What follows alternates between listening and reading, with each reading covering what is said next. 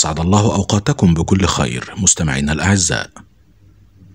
في مقال له في جريدة الأهرام عام 1966 يقول الدكتور مصطفى محمود: في عام 2000 سيصبح الهاتف أسهل وسيلة اتصال، لأنه سيكون في حجم علبة السجائر، ولا يفارق صاحبه رجلا كان أم امرأة أو حتى طفلا.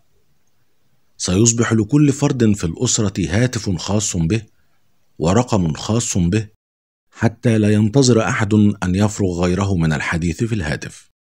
وسيصبح مظهرا مألوفا أن يجلس أكثر من شخص في غرفة واحدة ويتحدث كل منهما في هاتفه الخاص.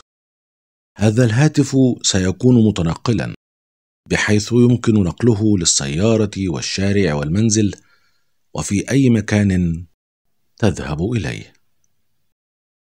وهنا انتهى المقال، ولم ينتهي التعجب، فكأن الدكتور مصطفى محمود رحمه الله يتوقع ما نحن عليه من أكثر من 60 عاما. شكرا لحسن استماعكم، والسلام عليكم ورحمة الله وبركاته.